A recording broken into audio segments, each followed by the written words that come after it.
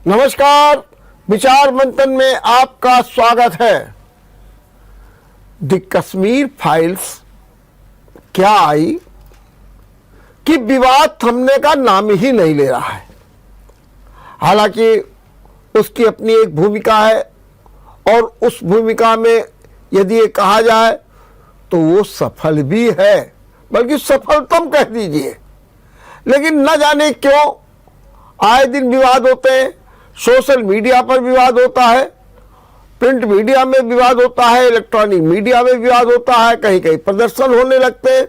सब कुछ थमने का नाम नहीं ले रहा है, जबकि हमारे प्रधानमंत्री नरेंद्र मोदी कह चुके हैं कि सत्यता सामने आनी चाहिए। लेकिन ये विवाद क्यों हो रहा है? क्या कोई चूक हो गई? क्या कोई हमने मानक को एक किनारे कर दिया, या कहीं कुछ अर्ध सत्य हो गया, या फिर कहीं कहते हैं सत्यम ब्रयात प्रियम ब्रयात, कुछ ऐसा हो गया। आज इसी पर चर्चा करेंगे और इस चर्चा में मेरे साथ हैं फिल्म जगत की जाने मानी हस्ती, सशक्त हस्ताक्षर और निदेशक कलाकार रतन राठौर जी। बड़े ऊर्जावान हैं, उनमें कुछ ना कुछ करने की बात रहती है। रतन जी, मैं आपका बहुत बहुत स्वागत करता हूं, अभिनंदन करता हूं, आपके योगदान की मैं भूर भूर सराहना करता हूं। रतन जी, ये बताइए, द फाइल्स जो है ये कश्मीर को लेकर के जो फिल्म बनी है, ये विवाद थमने का कहीं नाम ही नहीं ले रहा है। क्या कारण आप इसका मानते हैं? भैया, ऐसा है कि ये तो आप भली भांति जानते हैं जी कि मोहब्बत और नफरत, इनकी ना तो कोई जाति होती है, ना वर्ग होता है, ना वर्ण होता है।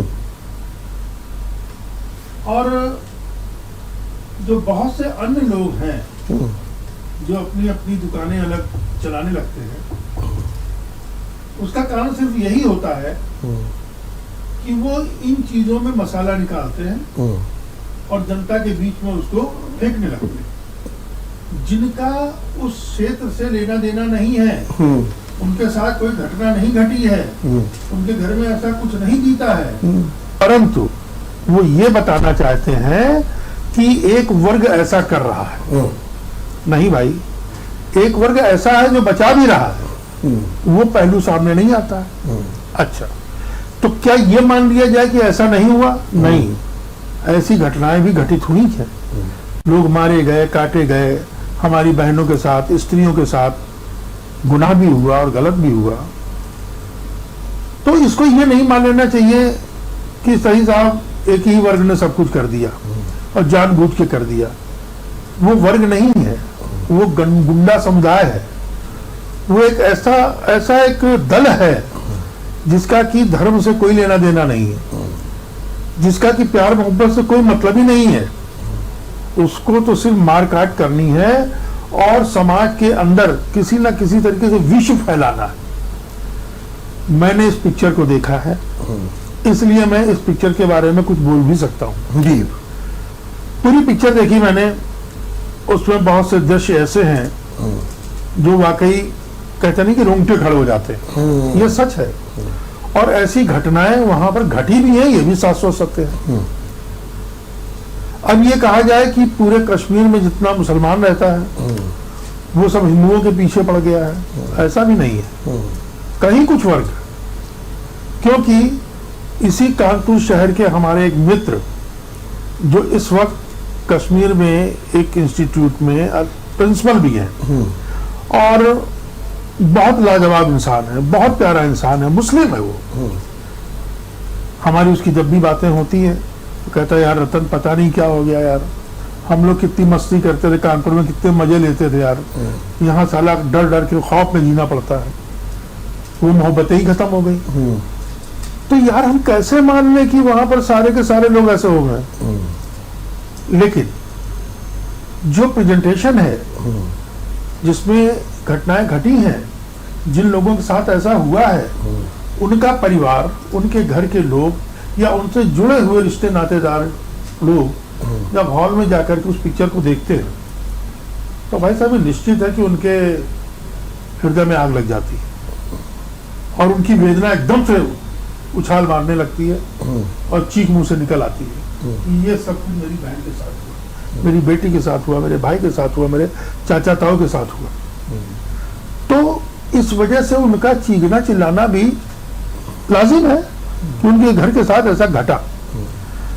अब उस चीज को लेकर के उन्होंने ये नहीं कहा कि तुम तोड़ डालो, फोड़ डालो और विद्रोह इतना बड़ा खड़ा कर दो। अन्य लोगों ने वो मसाला बना लिया और बवाल काटना शुरू कर दिया। चंद लोग ऐसे हैं कुछ जिनके साथ, जिनके कलेजे पे छुरियां चली, उनके बच्चे उनके सामने मारे गए, उनकी बहू उनकी बेटियों की इज्जत बेइज्जत हुई। बेशक वो लोग चिघाड़ रहे हैं, चिल्ला रहे हैं, लाजिम है, लेकिन वो मारकाट के लिए तैयार नहीं है और ना कोई ऐसा उपद्रव कर रहे हैं। बल्कि इस फिल्म के माध्यम से ये दिखाया गया, ये बताया गया कि भाई ऐसा अगर होता है तो होता क्यों है, ऐसा नहीं होना चाहिए। आप ऐसी होने वाली घटनाओं को रोकिए। एक ये भी तो मैसेज जाता है कि ऐसी घटनाएं हुई तो क्यों हुई, किन्होंने की, और जिन्होंने की और उसको अगर आप जानते हैं तो उसके खिलाफ आप खड़े होइए। तो क्या इसका प्रेजेंटेशन सही ढंग से नहीं हो पाया, नहीं, जिसके कारण ये वातावरण बना? नहीं सर, प्रेजेंटेशन बिल्कुल सत्य है। हाँ, जैसी जैसी घटनाएं हुई वैसा वैसा उन्होंने अपनी मेहनत से फिल्माया। हो सकता है शायद उसके फिल्माने में भी और कुछ 19 रह गया हो, और भी ऊपर होना चाहिए। लेकिन होता है कि जब कोई निर्देशक काम कर रहा होता है तो वो समाज का भी थोड़ा ख्याल रखता है, उन गंभीरताओं का भी ध्यान रखता है कि कहीं ऐसा ना हो कि हमारे इस कथनी से करनी खतरनाक हो जाए, तो उसको संभाल के चलता है। पूरी फिल्म के अंदर एक फिल्म में इस पर जिक्र करूंगा, शिकारा। इसके पहले शिकारा आ चुकी है। शिकारा में भी यही स्टोरी है कि वहां पर एक परिवार है, ब्राह्मण परिवार है, जो वहां पे शादी करता है उसका बेटा, और उसको जाने कितनी यातनाएं झेलनी पड़ती हैं, उसका घर फूंक दिया जाता है, ये वो सब। उसमें भी मारकाट थी, उसमें भी गोलियां चली, उसमें भी लोग मरे। परंतु इस फिल्म के अंदर जो अंत वाला एक सीन है, वो दृश्य ये है, अगर आपने फिल्म देखी हो, ना देखी या जिन्होंने देखी हो, मैं उनसे ही कहना चाह रहा हूं कि बैंडेड क्वीन फिल्म आई थी, उसमें 20 लोगों को खड़ा कर दिया गया था, ठाकुर लोगों को, और फूलन ने तथा सबको गिरा दिया था। सेम सीन है बिल्कुल भाई साहब। ये सीन आखिरी में दृश्य जो है दी एंड इस पे बनाया गया है। तो मैं रतन जी, आपने अभी 2-3 बातें कही और बड़ी महत्वपूर्ण बात आप कर रहे हैं। एक तो आपने कहा मोहब्बत और नफरत। क्या इस फिल्म से कहीं इस बात का संदेश जा रहा है नफरत का, जिसके कारण लोगों के सवाल खड़े हो रहे हैं? करेक्ट, बहुत सही पॉइंट आपने लिया जी। एक्चुअली क्या है कि जब हमारी फिल्म शुरू होती है जी, तो उसमें कोई ऐसा माहौल नहीं दर्शाया जाता है कि अब मारकाट शुरू हो जाएगी। ये जी, ठीक है। उस दृश्य, उसमें अंदर आहिस्ता आहिस्ता आहिस्ता स्टेप बाय जैसे फिल्म बढ़ती है तो उसमें ये दिखना शुरू हो जाता है कि एक वर्ग ऐसा है जो साफ गुंडा नजर आता है, और उसका एक सूत्री कार्यक्रम है कि हमको मारना है, हमको इनसे खाली कराना है, हमको इनसे हटाना है। उसके पीछे कौन लोग काम कर रहे हैं वो शून्य है। अरे उसको भी तो लेके आ जाओ। ये तो उलझने वाली बात हो गई ना, तो उसको भी तो लेके आओ। अभी वहीं तक उसको सीमित किया गया और उन लोगों ने मारकाट की। इसमें एक बहुत अच्छा किरदार हमारे बहुत प्रिय इंडस्ट्री के बहुत अच्छे आर्टिस्ट हैं, अनुपम खेर साहब ने किया है, और उसमें शंकर की भूमिका की है। जैसे हम लोग थिएटर करते हैं वैसे वो शंकर जी बने हुए हैं, और वैसे ही उन्होंने कलर लगाया है, वैसे ही सब कुछ किया है, और बाद में उनके साथ भी वैसे ही होता है। तो उस वक्त के जो दृश्य हैं वो बहुत ही हृदय को छूने वाले हैं। तो क्या आप मानते हैं भारत जैसे देश में इस तरीके के दृश्य, जिसमें आपने भी एक बात और कही है, आपने कहा कि लोग जब थिएटर्स में जाते हैं, देखते हैं, माने वहाँ पर जा कर के सिनेमा हॉल में जा कर के देखते हैं, चीखने लगते हैं, चिल्लाने लगते हैं। क्या इस तरीके की नकारात्मक भूमिका को प्रस्तुत किया जाना चाहिए, या कहीं ना कहीं इसमें कुछ सुधार हो जाता तो अच्छा होता? नहीं सर, सुधार की कोई मतलब नहीं है जी। अगर ये घटना घटी है जी तो उसको सामने आना चाहिए। ठीक। क्यों नहीं आना चाहिए? ठीक। और इसलिए आना चाहिए कि आगे ना आए। अगर ऐसा हुआ है तो क्यों हुआ है, और अगर हुआ है तो आगे ना हो। लेकिन जब तक इस चीज को सामने रखा नहीं जाएगा जी जी, तब तक इसके आगे क्वेश्चन मार्क लगेगा नहीं। एक इससे एक बात और भी सामने आ रही है। आपने ही जो बयान दिया बड़ा अच्छा आप बोल रहे हैं, हमको तो बड़ा अच्छा लगा कि आपने अच्छा विवेचन किया। आपने कहा कुछ गुंडे जिनका कोई वर्ग, एक वर्ग था, लेकिन इस पिक्चर के द्वारा एक तथाकथित ग्रुप के कारण उसके पूरे समाज को पर सवालिया निशान खड़े कर दिए गए। इसके कारण वो समाज विद्वलित हो रहा है, परेशान हो रहा है, कह रहे भाई मेरी तो छवि खराब ही ठीक है, मेरे घर में 2 लड़के थे, वो गुंडे थे, टाइप थे, वो अत्याचारी थे, आतताई थे, उनके लिए होता। लेकिन कहीं ना कहीं ऐसा मैसेज चला गया कि नहीं ये तो पूरा समाज ही ऐसा है। ऐसा भी आप मानते हैं? ये मैसेज कहां से चला गया? जी। प्रश्न ये है जी। इस मैसेज को क्रिएट करने वाले कौन है? प्रश्न ये है इस मैसेज को तैयार करके लोगों में फैलाने वाले कौन है? ये भी विषधारी सर्प हैं जो इसके अंदर घुसे हुए हैं, जिनका प्रोसेस ये चल रहा है कि माना कि हमारे घर का एक बच्चा नालायक था, तो चाचा ने उसको दाबा, ताऊ ने उसको मारा, पीटा, डांटा, नहीं हुआ तो साले को जेल में बंद कर दिया गया, उसको उसकी सजा मिली। लेकिन इसका मतलब ये तो नहीं कि चाचा ने या ताऊ ने उसको हुस्काया कि बगल वाले घर में आग लगाया हो। मैं उस पर उंगली रख रहा हूं कि ये जो प्रचार किया लोगों ने, इन लोगों ने कोशिश ये करी कि एक वर्ग को बदनाम किया जाए। वो वर्ग नहीं है, वो वर्ग हम आप हैं, वही मोहब्बत है, वही प्यार है, वही सब कुछ है। लेकिन कुछ लोगों ने इस विष को फैलाया जिससे कि नफरत पैदा हो।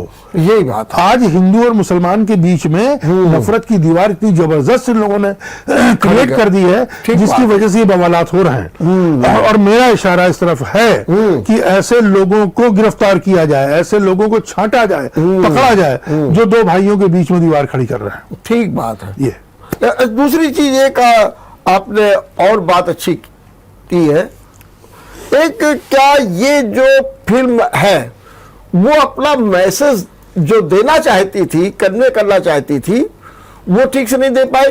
क्या वो यहीं तक सीमित थी कि साहब कितना अत्याचार हो गया, कितना कश्मीरी पंडितों के साथ में जुल्म हुआ, सब कुछ, क्या वो यहीं तक थी, या इसका कोई मैसेज और था? जैसे कि आप बता रहे थे कि इसका मैसेज दूसरा था कि लोगों में एक समाज को एक दिशा देने की बात थी। क्या वो मैसेज देने में, अपने उद्देश्य में कहीं चूक कर गई ये फिल्म? सर, ये सही प्रश्न आपने किया। हाँ। और मुझे ऐसा लगता है कि जहां पर इस फिल्म को उन्होंने दी एंड किया है, वो दी एंड मुनासिब नहीं था। हाँ, बहुत अच्छा। आज के हालात को देखते हुए वो दी एंड मुनासिब नहीं था, बल्कि दी एंड में एक मैसेज जाना चाहिए था कि ऐसा हुआ तो क्यों हुआ, और अगर ऐसा हुआ तो होना नहीं चाहिए था, और अगर हो रहा है तो होने नहीं देंगे, ये आना चाहिए था। बिल्कुल, ये ना आकर के बल्कि उन्होंने घटना फ्रीज कर दिया। घटना था। यस, जो मैसेज जाना थे भाई कि देखिए हम लोग जो पढ़ते हैं, हमारी साहित्य है, कहानी है, सबका एक उद्देश्य होता है। करेक्ट। और वो उद्देश्य ऐसा होना चाहिए जो एक हमको सकारात्मकता की ओर, एक अच्छे उद्देश्य की ओर ले जाए। लेकिन कहीं ना कहीं इसमें चूक हो गई। तो क्या मैं इसको फिर एक बार मैं आपसे कहता हूं, क्या जो आपके फिल्म के मानक हैं वो मानक कहीं ना कहीं टूट गए हैं इसमें? सर, इसमें जो मैंने महसूस किया जी, कि क्योंकि साहित्य और थिएटर से मैं भी जुड़ा हुआ हूँ। जी बिल्कुल भाई, इसीलिए बहुत से प्ले ऐसे होते हैं जो एक मैसेज ना छोड़ करके एक प्रश्न छोड़ कर चले जाते हैं। हाँ। तो बहुत से अब्सर्ड प्ले होते हैं, आपने देखे होंगे, कि जिनको कि समझने के लिए बहुत विवेक लगाना पड़ता है। लेकिन आज वो टाइम नहीं था।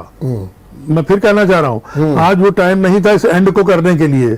इस एंड में खुल करके मैसेज आना चाहिए था कि जो हुआ वो गलत हुआ, हाँ। ये गलत दोबारा नहीं होना चाहिए। बिल्कुल, ये मैं पॉइंट रख रहा हूँ वही कि इसका एंड इस तरह कर देते तो शायद ये तालियां को बटोरते, एंड जो हुआ हाँ। उसमें तालियां नहीं बट रही, हाँ। बल्कि लोगों का गुस्सा निकल आया। गुस्सा निकल आया। और वो गुस्सा अगर आप शांत नहीं करोगे, एक साहित्यकार, एक रचनाकार, एक कलाकार और एक आर्टिस्ट इसलिए होता है कि समाज को सुधारे, ना कि आग लगा दे। तो ये जो आग लग गई वो एंड सीन से लगी है, और उसके पहले के 1-2 सीन भी बहुत ज्यादा खतरनाक है। तो अगर भाई बड़ी सीधी बात है कि उन्होंने भी अपना सोच समझ के काम किया होगा। अगर मैं काम कर रहा होता तो मैं एंड में एक मैसेज जरूर देता कि भाई ये हो गया, इसको दी एंड करो और आगे ऐसा होने से रोको, और जो लोग हमारे आपके बीच में जहर घोल रहे हैं उनको पकड़ो। और उनकी कोई जात नहीं होती, उनका कोई धर्म नहीं होता, उनकी कोई कौम नहीं होती, ना वो हिंदू होते हैं, ना वो मुसलमान होते हैं, वो कतली और गुंडे होते हैं जिनका कोई मजहब नहीं। तो क्या इस तरीके की जो फिल्म बन जाती है, कश्मीर फाइल्स, जो भी चूक हो गई हो या कुछ भी हो गया हो, ये मान के, क्या इसके पीछे कोई एक उद्देश्य छिपा होता है, कोई राजनीति छिपी होती है, कोई पूर्वाग्रह छिपा होता है कि हमको तो अब इस तरीके की फिल्म बनानी है और एक मैसेज ये देना है जनता के बीच में? क्या ये भी उद्देश्य लेकर के चला जाता है? सर, अगर ये उद्देश्य लेकर के चला जाए जी, तो फिर इसका जवाब भी तो तैयार किया जा सकता है। जी भाई, अगर किसी व्यक्ति ने उत्तेजित करने के लिए कोई चीज बनाई, जी जी, तो हम उसके ऊपर ठंडा पानी वाला डाल देते हैं एक चीज बना करके। तो ऐसा कुछ नहीं है, ये तो मन की भड़ास है, जिसने चाहा वैसे निकाला। एक कलम के माध्यम से खून बहने लगता है और एक कलम के माध्यम से गंगा बहने लगती है। तो यार, ये तो अपने विचार की बात है।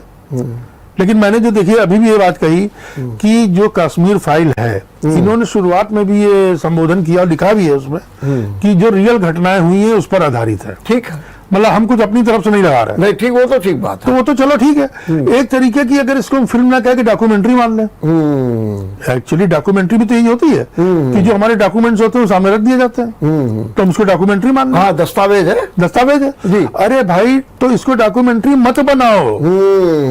मेरा निवेदन है, मेरी प्रार्थना है कि इस वक्त हमारा जो देश जिन हालातों से गुजर रहा है उसमें इसकी आवश्यकता नहीं है।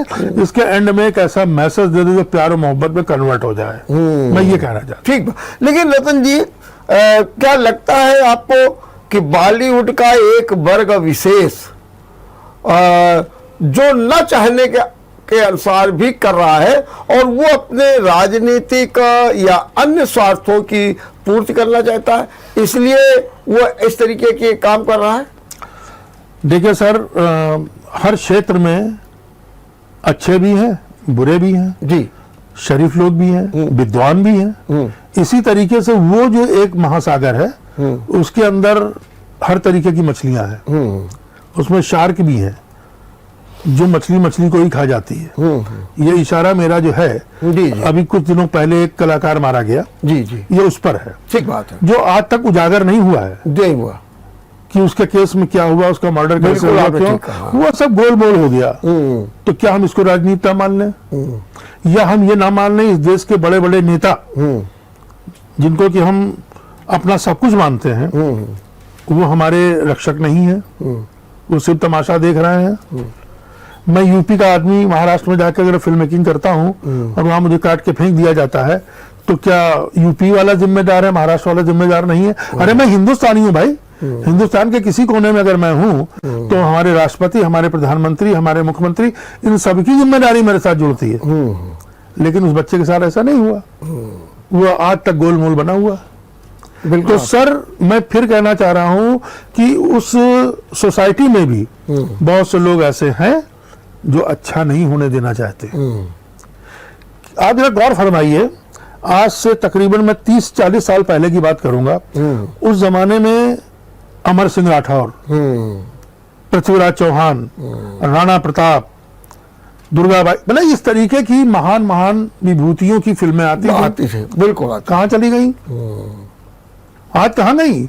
आज हमारा बेटा, हमारा बच्चा, हमारा नाती, हमारा पोता, वो ये नहीं जानता कि दशरथ के 4 पुत्र कौन थे। वो पन्ने क्यों गायब हो गए? सती सावित्री जैसी भी फिल्म। तो सर, आज हम जो विषय को लेकर के चर्चा कर रहे हैं, तो इसके पहले हमें वो भी चर्चा करनी पड़ेगी।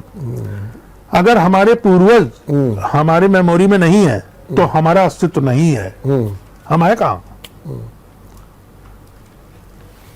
तो क्या जी ये बॉलीवुड है, क्या वो अपने मार्ग से हट गया है और अब उसमें जो क्रिएटिविटी, रचनात्मकता आनी चाहिए, जो समाज को उपादेना होनी चाहिए, जो ये माना जाता है कि हिंदी के लिए सबसे ज़्यादा ये फिल्म जगत ने अपना कार्य किया है, तो क्या माने कि अब वो भटक गया, रास्ता हट गया है? बिल्कुल सर, मैं तो दावे से ही बात कहूंगा जी। और यूं इसलिए कहूंगा कि आप आज से करीब 15-20 साल पहले, बहुत कम समय की बात कर रहा हूं, उस वक्त के गानों की तरफ गौर फरमाइए, गीतकारों पर ध्यान दीजिए, उनकी साहित्यिक लाइनें सुनिए, संगीतकारों की म्यूजिक सुनिए। राग रागनियों से भरे हुए हमारे गीत हुआ करते थे जो दिल को छू जाते थे। और आज भी आपको वही गाने याद होंगे, आज के गाने नहीं याद हैं आपको। भाई क्यों?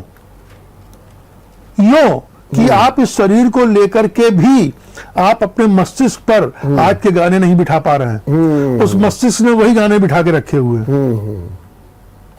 तो क्यों बिगड़ा? क्योंकि बिगाड़ा जा रहा है। जिस साहित्य में, जिस समाज में, जिस देश में, जिस कुटुंब में आदर और सम्मान समाप्त हो जाएगा, फिर वहां कुछ नहीं बचेगा।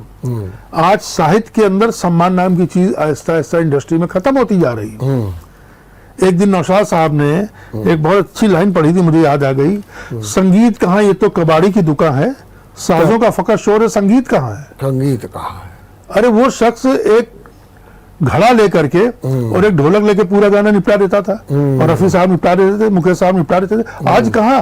आप झांझ झूम जा, मतलब कान फटने लगते हैं यार। मैं तो उनको ना सुन पाता हूँ, या समझ लीजिए मैं ना समझ हूँ, मुझको तमीज नहीं हूँ समझने की। तो भैया मैं उतना समझदार नहीं हो पाया।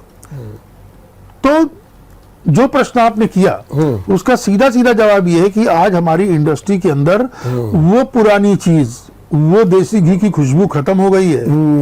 कहां से आएगी?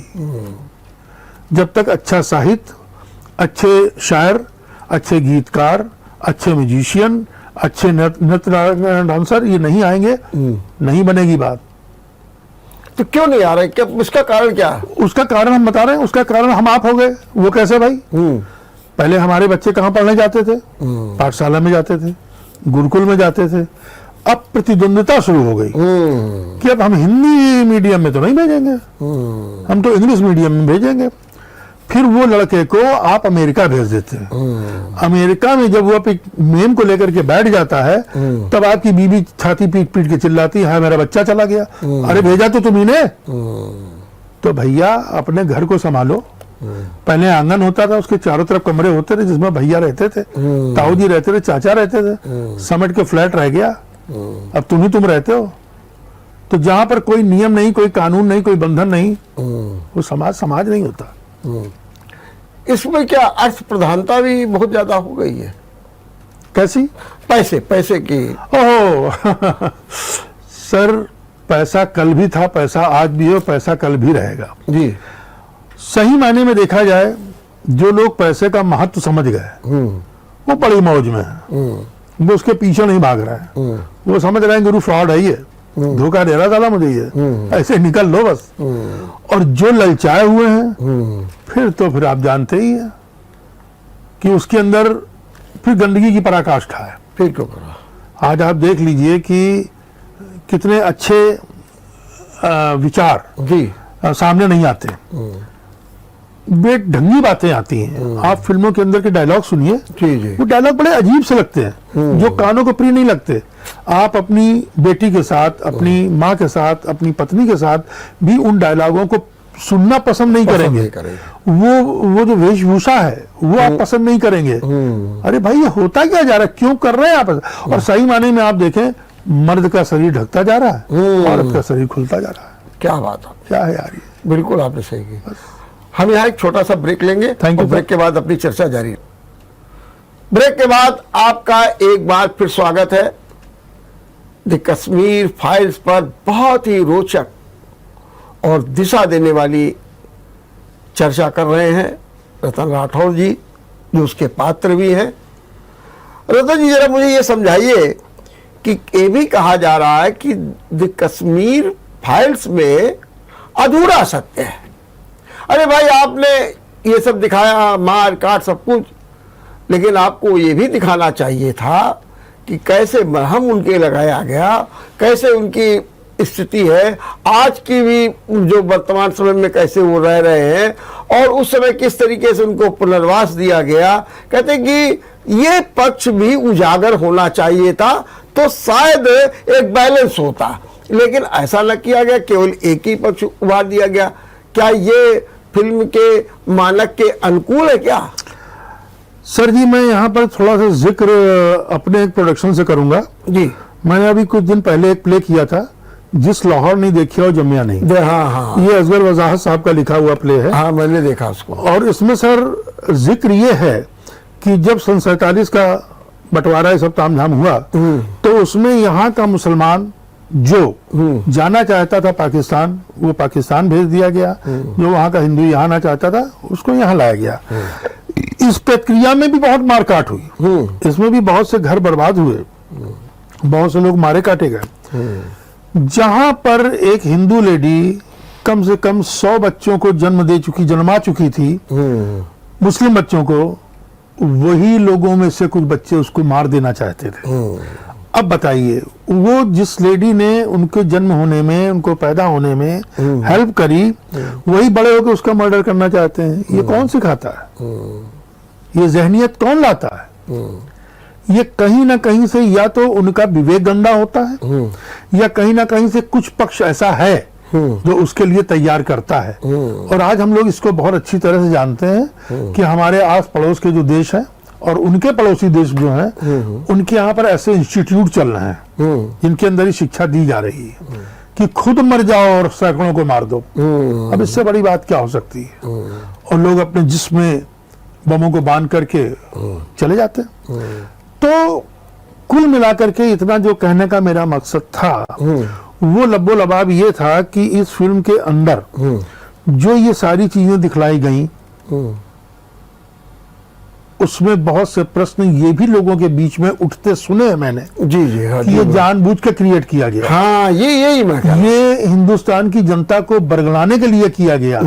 यहाँ के लोगों के जो जख्म भर चुके थे उनको उखेड़ा गया। यही मैं कह रहा हूँ, और इतने वर्षों बाद। जी, अरे सर, मैं इस पर एक निवेदन करना चाहता हूँ, एक प्रार्थना करना चाहता हूँ कि अगर ऐसा किया भी गया तो इसके एंड में अगर थोड़ी सी चीज कुछ थिएटरिक जोड़ दी जाती कि भाई ये जो कुछ भी फिल्म है, ये एक डॉक्यूमेंट है, ओरिजिनल है, इसमें किसी भी तरीके से हमने अपना कुछ नहीं लगाया है, जैसी घटनाएं घटी वो मैंने दिखाई हैं।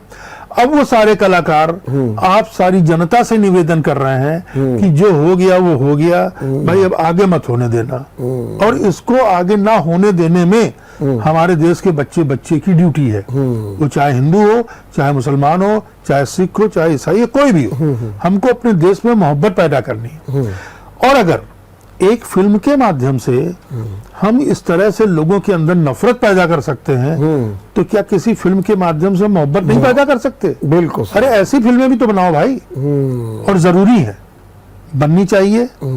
और मुझे अपनी इंडस्ट्री से और ऐसे लोगों से जो आजकल ऐसी दिशा पे काम कर रहे हैं, उनसे उम्मीद भी है कि वो इसके बाद ऐसा कुछ काम जरूर करेंगे जिसके माध्यम से लोगों के अंदर नफरत नहीं, मोहब्बत पैदा हो। लेकिन जरूरत वही बात है, जरा थोड़ा सा तो क्या इस फिल्म में संपूर्णता नहीं है ना? अर्ध सत्य दिखाया गया। ये फिल्म, फिर मैं कहना चाहता हूं, मैं इसको फिल्म की तरह नहीं ले रहा हूं। अच्छा, ये एक दस्तावेज है जो आपके सामने रख दिया गया। उसका एक पासपोर्ट, और बेहतर होता कि उसका जो पूरा सच है। सर इस फिल्म का नाम क्या है? The Kashmir files. फाइल माने? बिल्कुल फाइल है। बिल्कुल आप सही कह रहे हैं। सर सीधे वहां पे आई है ना, जो फाइल खुल गई, हाँ, और उसके अंदर जो था वो सामने प्रकट हो गया। लेकिन फाइल पूरी खोली जाती ना।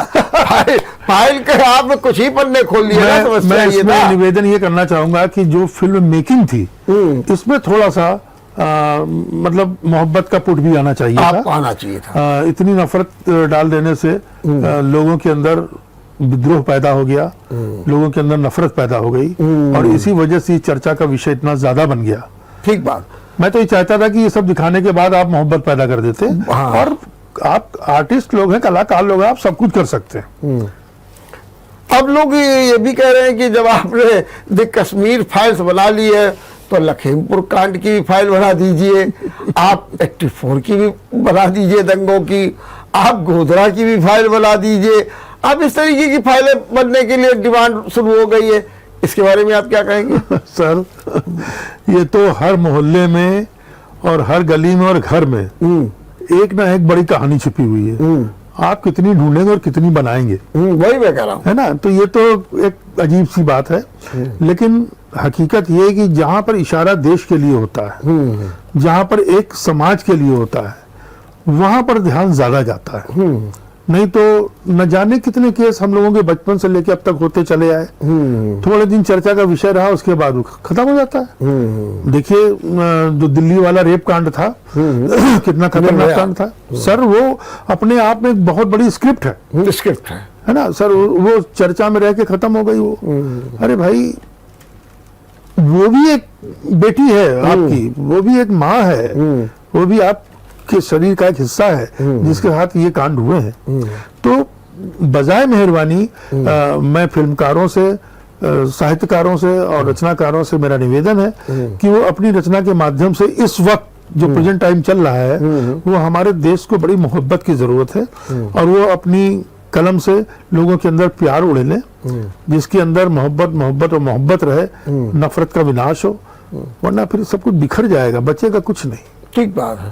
ये एक ये भी जो इसके डायरेक्टर हैं विवेक अग्निहोत्री, उनके बारे में एक मैं देख रहा था, कहीं ना कहीं आया कि वो बड़े सेकुलर थे और बड़े इस टाइप के व्यक्ति थे कि जैसे कि समाज में बिल्कुल सब एकजुटता होनी चाहिए।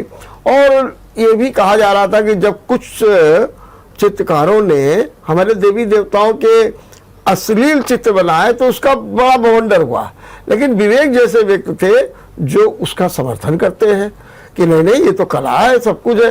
क्या ऐसा व्यक्ति और फिर इस तरीके की बात करता है तो क्या उसमें कुछ ऐसा नहीं लगता है कि दोहरापन है?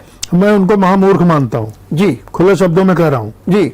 और अगर वो सुन रहे हैं तो समझ भी लें कि क्योंकि मैं एक आर्टिस्ट भी हूँ, चित्रकार भी हूँ, पेंटर भी हूँ, मैं इसलिए बात कह सकता हूँ कि माँ सरस्वती का अश्लील चित्र बनाने का अधिकार किसने तुमको दिया? अपनी माँ का चित्र क्यों नहीं अश्लील बनाते हो तुम, और उसको देख के क्यों नहीं प्रसन्न होते हो भाई? ये तो कोई बात थोड़ी हुई कि आप जिनको देवी देवता अपना पूर्वज मानना है, उनके साथ इतना बड़ा खिलवाड़ आप कर रहे हो। और ये अगर आप में हिम्मत है तो आप किसी और दूसरे धर्म के किसी महान पुरुष के साथ ऐसा छेड़छाड़ करके देखिए, आपकी बोटी बोटी काट दी जाएगी।